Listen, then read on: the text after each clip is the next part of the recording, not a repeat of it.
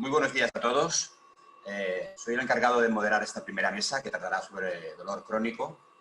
En primer lugar, me gustaría dar la bienvenida a todas las personas que nos están viendo por los diferentes canales de difusión y agradecer, como no, a los ponentes su colaboración. El dolor es una sensación que todos conocemos y que constituye el nexo de unión y el síntoma principal de la gran mayoría de las enfermedades reumáticas. Como veremos en las diferentes ponencias, existen muchos tipos y muchas formas distintas de dolor, así como muchas formas también distintas de expresarlo, vivirlo, manifestarlo y entenderlo. Desafortunadamente, y a pesar de los grandes avances que tenemos en la actualidad, tanto en el campo de la ciencia y de la medicina en particular, pues aún no disponemos de herramientas terapéuticas eficaces al 100% que nos permitan controlar el dolor en muchos o en casos aún que nosotros nos gustaría tener controlados. Para aportar un poco más de luz a todo este tema del dolor crónico, contamos hoy con tres magníficos ponentes. En primer lugar, hablará la doctora Judith Sánchez, después tenemos la ponencia del doctor Enrico Mora y finalmente el doctor Emili Gómez.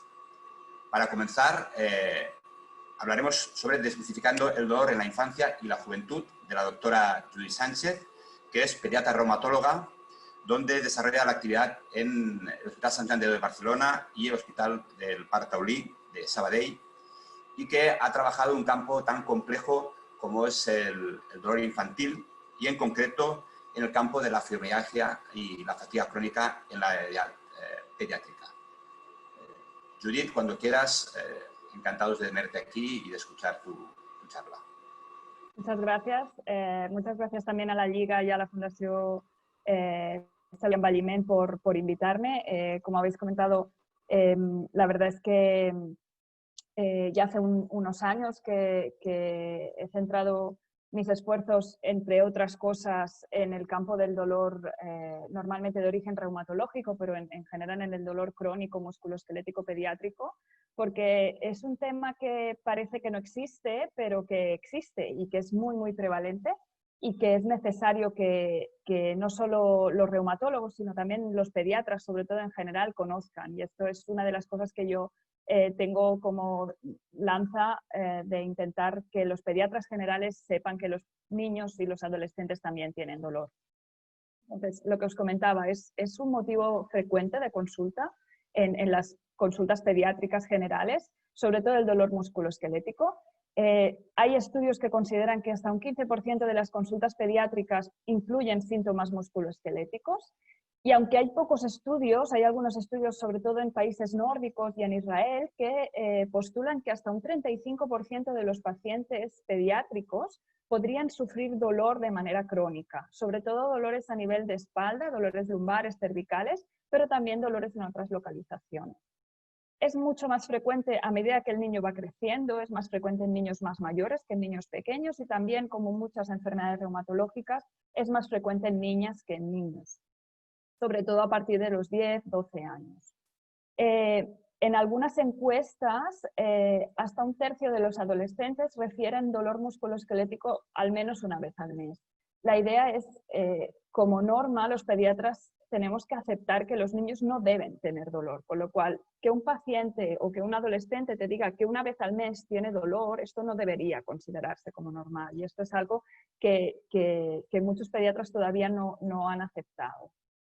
¿Cuáles son los tipos de dolor que hay en la infancia? Y aquí voy a explicaros 4 temas muy, muy rápidos, no me voy a meter en temas excesivamente médicos, pero simplemente conocer que hay como 2 tipos importantes de dolor, los que consideramos dolores fisiológicos o dolores asociados al crecimiento, que se pueden considerar normales si no son excesivos. El más frecuente son los dolores de crecimiento, parece que no existen, pero existen y es algo que está estudiado. Son dolores, son niños que alrededor normalmente de los 6, 7, 8 años tienen un dolor 1 o 2 veces por semana, que duran hasta entre 30 y 2 horas, 30 minutos y 2 horas, sobre todo en las piernas, en la zona de los gemelos y sobre todo por la tarde-noche. Y son niños que cuando tú les exploras o cuando tú haces pruebas complementarias es todo normal y son niños que, aparte de eso, cuando no tienen dolor, son niños normales, hacen vida normal, no tienen ningún trastorno. y son dolores que a medida que el niño va creciendo desaparecen. Y eso es importante conocerlo porque hay que diferenciarlo de otros dolores que sí que son patológicos. Otros dolores benignos son los asociados a la hiperlaxitud. Los niños por norma son todos muy laxos, son todos muy flexibles. Cualquier bebé que cojáis veréis que se dobla y se pliega sobre él mismo y piensas cómo lo hacen, pues porque los niños son muy flexibles y a veces la hiperlaxitud puede ir asociada a dolor, sobre todo si esta hiperlaxitud asociada a la infancia, que es fisiológica, que es normal, a medida que el niño va creciendo no desaparece, que es una de las cosas que tendría que hacer. Los niños más mayores que siguen siendo hiperlaxos tienen tendencia pues, a tener dolores articulares, muchas veces pues, por microesguinces o por microlesiones que no detectan o simplemente por la hiperlaxitud. Y eso también es necesario saber identificarlo. Y ya cuando empezamos a hablar, estos son los dolores más benignos, después hay dolores que ya empiezan a salirse de la benignidad. La osteocondrosis es también un trastorno asociado al crecimiento que puede dar dolor intenso y a veces dar problemas articulares importantes. Uno de los más frecuentes que muchos de los oyentes que me estáis escuchando y que tengáis hijos o que incluso lo habéis sufrido vosotros mismos es el síndrome de Creutzfeldt-Jakob, que es un dolor en la zona de las rodillas asociado al crecimiento, sobre todo en chicos adolescentes, con inflamación de la zona de justo por debajo de la rótula. Esto en general son dolores benignos que también cuando el niño va creciendo desaparecen, pero que si son muy exagerados pueden dar problemas. Y después ya pasamos a los dolores que ya no tienen benignidad o que ya no son tan normales, digamos. Los síndromes de amplificación del dolor que hablamos en pediatría o los síndromes de sensibilización central son la fibromialgia juvenil, el síndrome de fatiga crónica pediátrica. Son patologías mucho menos frecuentes que en adultos, o sea, la fibromialgia juvenil es muy poco frecuente, pero existe, y existe sobre todo en chicas adolescentes, y hay que saber diagnosticarlas. Son dolores que son invalidantes, que no permiten a las pacientes hacer una vida normal, no permiten ir al instituto, no permiten ir al colegio, no permiten salir con los amigos, y eso es algo que sí que hay que detectar y tratar, igual que el síndrome de fatiga crónica o el síndrome de dolor regional complejo. Después hay todo otro grupo de síndromes de dolor musculoesquelético que ya están asociados a otras enfermedades, como pueden ser enfermedades reumáticas, como la artritis idiopática juvenil, el lupus, la dermatomiositis, otras enfermedades autoinflamatorias. Y este tipo de enfermedades o otras enfermedades, por ejemplo, los cánceres infantiles, que en cuanto tratas la causa principal, la enfermedad base de estos pacientes, muchas veces estos dolores mejoran. Y el objetivo del tratamiento, sobre todo, por ejemplo, de la artritis idiopática juvenil, que es una de las enfermedades reumatológicas más frecuentes en la infancia, pues es, aparte de recuperar la funcionalidad, evitar el dolor en estos pacientes. Entonces, a mí me gusta mucho hablar del dolor pediátrico porque el dolor pediátrico no implica solo al niño, implica a toda su familia, a todo su núcleo social, a la escuela, a sus padres, a sus hermanos. Entonces, la expresión y repercusión del dolor en niños es relativamente o bastante distinta que en adultos y hay muchos factores que intervienen. La experiencia del dolor es subjetiva y tienen muchos aspectos asociados, dolores nocioceptivos, afectivos, socioculturales. Entonces, el dolor no es solo dolor, sino que hay un montón de factores que lo influyen. Los factores psicológicos, la ansiedad, el estrés, según qué creencias tienen las familias sobre el dolor, pueden influir en cómo recibe este dolor el niño. Los factores sociales, factores medioambientales, de clima, de estatus socioeconómico, factores psicológicos. Hay que tener en cuenta muchos factores para evaluar el dolor pediátrico. Se cree que hay 7 dominios que hay que evaluar, sobre todo el dolor físico como tal, pero también la afectación emocional de este dolor, cómo afecta al sueño del niño este dolor, qué otros síntomas produce, los tratamientos que administramos, qué efectos adversos tienen, qué efectos perjudiciales, qué factores sociales y económicos influyen en la percepción de este dolor y cuál es la satisfacción del paciente y de los padres con ese tratamiento y con ese abordaje del dolor. Y además, las conductas ante el dolor no son solo del niño, sino también son de su familia. Entonces, hay diferentes formas de afrontar el dolor y esto los psicólogos que están como ponentes lo hablarán mucho mejor que yo, pero sobre todo la idea es conseguir que haya conductas del dolor de acomodación, no tienen que ser conductas de afrontamiento pasivo que pueden provocar más problemas que otras cosas. Hay que intentar evitar la catastrofización del dolor, sobre todo por parte de los padres, padres angustiados, padres que no saben cómo afrontar el dolor de sus hijos y que entran como en una especie de círculo vicioso de catastrofización del dolor, evitan que el niño vaya a la escuela, tenga contacto con otros niños para evitar el dolor. Eso produce problemas psicológicos que aumentan la percepción del dolor y entramos ahí en una especie de círculo vicioso que no nos está ayudando a tratar este dolor. ¿Y cuál es el impacto que tiene? Pues lo que comentábamos, no es solo un impacto en el niño, los niños no trabajan, no cogen bajas laborales, entonces parece que no tiene importancia el dolor de los niños, pero sí lo tiene incluso a nivel económico. Hay algunos estudios en Estados Unidos, sobre todo, que postulan que los adolescentes con dolor crónico gastan hasta $11.000 al año entre gastos médicos, pérdida de productividad de los padres. Si tú tienes un hijo con dolor, posiblemente perderás días de trabajo porque irás al hospital o porque el niño se tendrá que quedar en casa, no podrás llevarle al colegio, y se considera que es un gasto sanitario bastante importante. Además, son pacientes que consultan muchas veces a los servicios médicos, tanto porque necesitan pruebas complementarias o porque no están bien controlados. Utilizan muchísima medicación, con lo cual también necesitan mucho gasto sanitario en este aspecto. Y además son pacientes muchas veces que utilizan lo que llamamos terapias alternativas, que de base ya son bastante caras y que además pues también pueden producir más gastos. Aparte de eso, también tiene un impacto escolar importante. Son niños que pierden días de colegio, que pierden días de actividades extraescolares, que muchas veces no pueden hacer actividades extraescolares o tienen que dejarlas. Niños que hacían deporte extraescolar, pues que tienen que dejarlo, tanto por visitas médicas frecuentes como también por el propio dolor. Eso produce alteración en la relación con sus iguales, aislamiento, alteración en las relaciones sociales de estos niños. Y además también produce problemas con los docentes. Los maestros, los docentes no están entrenados para tratar niños con dolor crónico.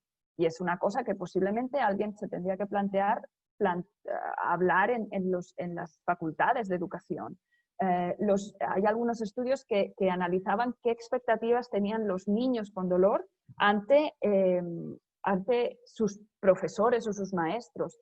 Y lo que comentábamos, las respuestas de acomodación, las respuestas empáticas se asocian a una mejor adaptación del alumno. Esto se ha visto que a profesores más experimentados tienen tendencia a usar más respuestas de acomodación. En cambio, los futuros docentes o los docentes menos experimentados a veces no saben cómo afrontar este dolor. Por eso os digo, es algo que quizá hay que plantear en las facultades de educación. Y en cuanto al impacto familiar, el impacto familiar también es muy importante, lo que comentábamos, el niño no es solo el niño es el niño y toda su familia. Entonces, la actitud de los padres y las madres es muy importante para el afrontamiento de este dolor por parte del niño. Un afecto positivo y un optimismo pueden proporcionar respuestas positivas a los tratamientos. Sobre todo aquí hay muchos estudios en niños con cáncer. Sabemos que el cáncer se trata con tratamientos médicos, pero la actitud ante este tratamiento, sobre todo por parte de los padres, puede causar que el niño lo reciba mejor. Si un padre está muy ansioso porque le van a poner una vía o le van a pinchar al niño para poner un tratamiento, el niño lo vivirá peor. Hay múltiples estudios que ante un padre tranquilo, cuando están haciéndole una analítica al niño, el niño responde mucho mejor a esa analítica. Y con los tratamientos ante el dolor es un poco lo mismo. La angustia del padre puede ser por muchas causas, puede ser porque no saben afrontar cómo afrontar el dolor, porque les cuesta aceptarlo, porque pues tienen pérdidas laborales, tienen estrés, y a veces estas actitudes pueden ocasionar que las quejas de dolor del niño también se mantengan en el tiempo, incluso cuando a lo mejor ya no presenta tanto dolor o ya no hay tanta justificación para ellas. Pues yo qué sé, si un padre o una madre decide que no va a llevar al niño a la escuela porque tiene miedo de que esto le produzca dolor, el niño a lo mejor va a engancharse a lo que comentábamos, a ese círculo vicioso y va a intentar o va a evitar, aunque sea inconscientemente, esta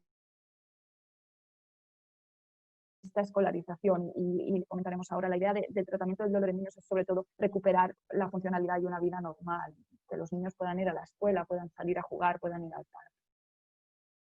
Y en cuanto a los hermanos a veces en este tipo de pacientes crónicos son los grandes olvidados.